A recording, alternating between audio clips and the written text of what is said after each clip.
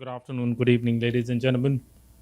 All right, let's take a look at where usually your external threats and risks really come from. We can have the best grade of our perimeter defenses, but 99% of the attacks are actually originating from outside your perimeter. And you need to understand where are these attacks coming from. So what's the region, what's the context around it. You need to understand why are these coming your way rather than always being in the reactive mode, as in generate the logs, ingest the logs, and then try to find out and remediate. I'm not saying that's not needed. It is needed, but we need to look a little bit beyond that. So I'll be running you through a few scenarios that our technology, which is called external threat landscape, is able to identify for our clients and customers and make them better in defending themselves.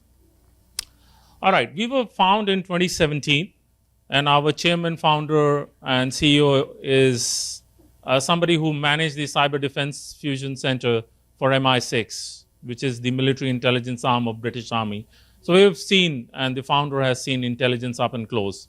Now, of course, after coming into the corporate world and coming together with all of us who's the management team, what we really identified, and in my previous life, I was in your role in trying to consume some of these tools, is at best, our data is taken in, it is analyzed, and it is presented to us as intelligence. That is at best analysis of data which is presented to them utilizing various tools and perimeter setups that you might be having. In layman's term, it can be concluded as if, it rained in Manila yesterday, so I'm telling you to carry an umbrella today. That is at best what intelligence is being procured. And that's why in some shapes and form, I always like to believe that if intelligence is not being presented with the right context, CTI is almost dead, because it's going to add to the information overload to my colleagues who are the CISOs or CXOs who are supposed to manage the cyber posture for the organization. So what are those triple threats that our technology and our platform has actually identified specifically for the region of Philippines? It's around rapid technological advancement, as you can see out here. We are all aware of the geopolitical changes. I think we have seen enough in the last 1.5, 2 years than what we have seen in the past, and how it really impacts all of us. Do we have a control and an understanding of that so that our controls can be more effective? And as well as what is fueling to it ever since the pandemic hit is around economic stability. And that really changes the external threat landscape around adversaries and cyber criminal gangs who are operating out there, which means it's important for you and I, who are the defenders, to understand this. Okay? Technological advancement. So technology is a double-edged sword. It helps defenders like you and me, but it also helps perpetrators out there. Some of the things which we can see out there, right? You can look at attack surfaces. How is it really growing up? I remember many years ago, I used to manage the provisioning of servers in our data center, right? Nowadays, it's just a click of a button. You have access to Amazon. You have access to Azure. Even before somebody knows, you've just initiated the cloud, a workload on the cloud. And guess what? The CMDB is not updated. The CISO is not aware. The CIO is not aware. At many times, even the tower head is not aware. And all of a sudden, that asset which is generated out there becomes either a forgotten IT or a shadow IT or redundant IT, which has connection into your environment. And you have absolutely zero visibility around it. You can't see it. How are you going to defend it? You need to understand those scenarios. You need to understand scenarios wherein, we are all adopting technologies around IoT, but I can't tell you the amount of shortcuts that are getting employed there. As an example, there are so many shortages of chips. There are so many shortages of vendors who are provisioning this, and people want to enable their business plans, and they are just having those shortcuts which are really adding to the IoT vulnerabilities. Unpatched software and devices, well, we have talked enough about it. We have seen enough.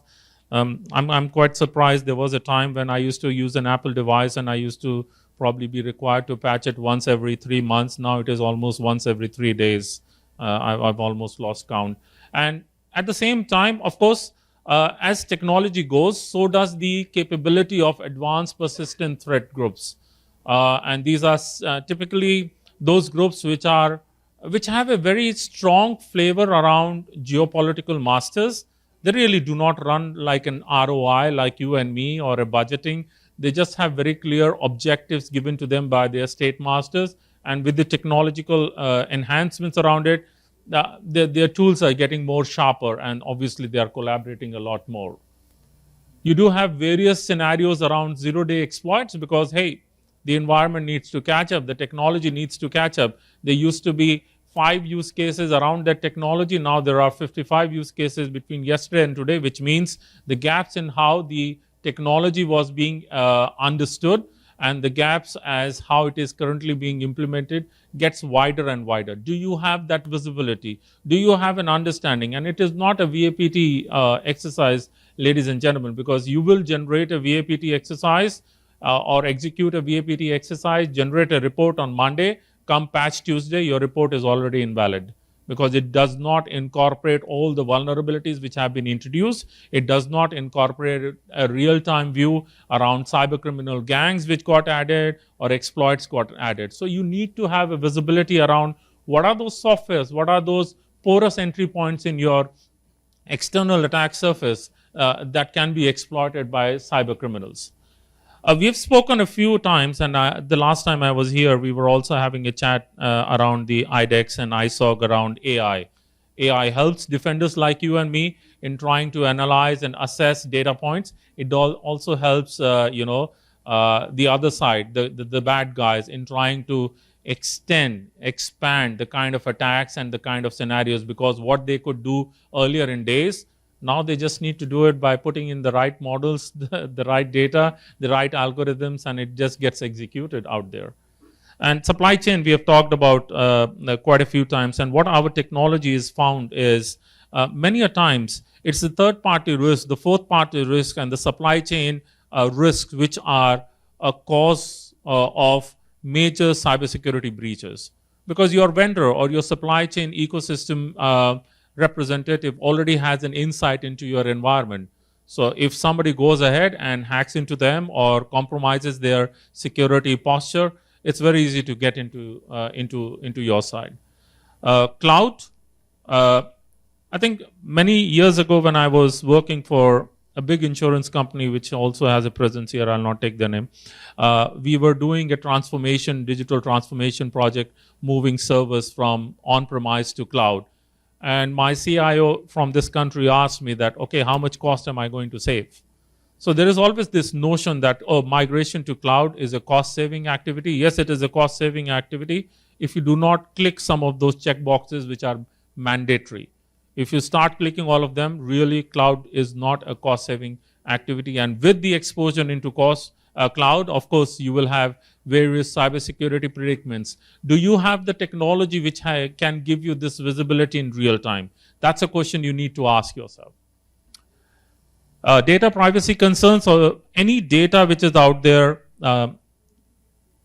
is currently the best known currency out there. That is why cybercriminals are out there to steal data, to exfiltrate data, because they can very easily trade that data in the forums and create reputational damage for you, create damage around utilizing that data for launching next set of cyber attacks. And once something is exfiltrated out there, ladies and gentlemen, it is always there. Please do not believe in myths that might be going into the market. Don't worry, I will be able to take down this exposed data from a dark web forum. Even the intelligence agencies like FBIs can't do that.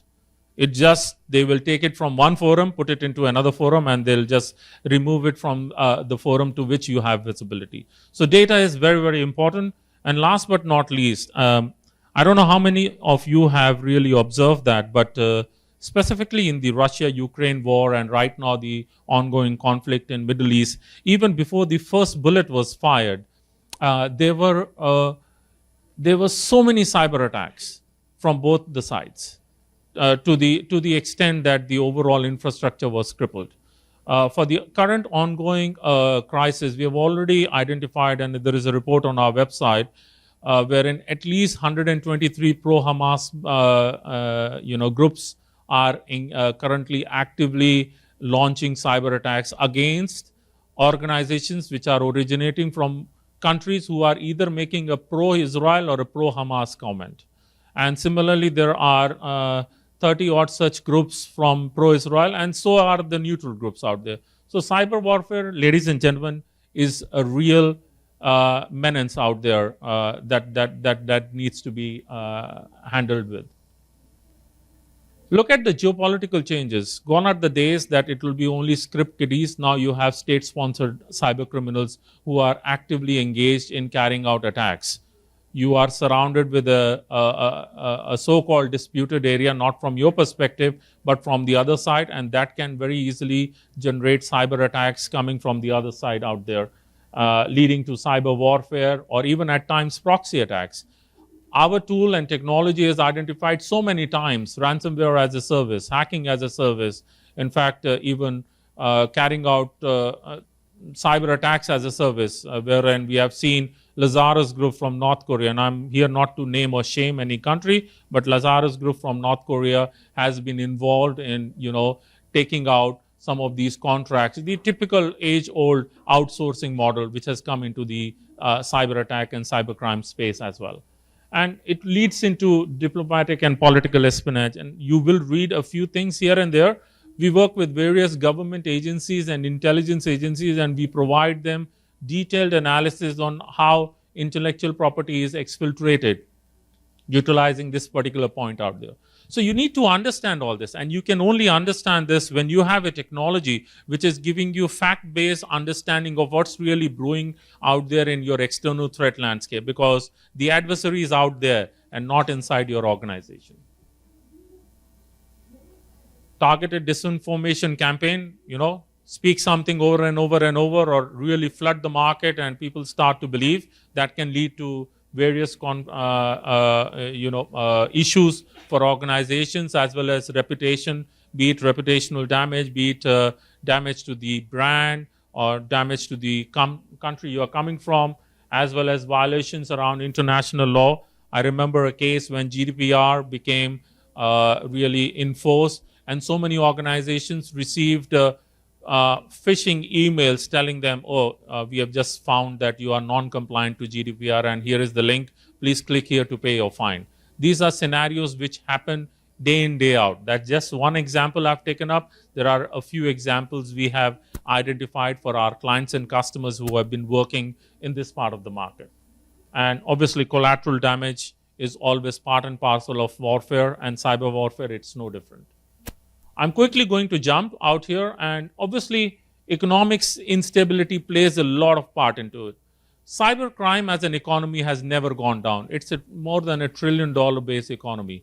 And you will have situations wherein, cyber criminals will exploit chaos. You will have a disgruntled employee or an employee who was fired or was not given a raise or had an issue with the manager. He could be coerced into delivering data to the adversary out there. We have seen a few cases of that in the United States, couple of our clients, as well as when you have situations that you are either reducing your IT budgets or you are outsourcing to the third party, and you are giving to the third party a checklist of 250 Excel line items, asking them, do you comply?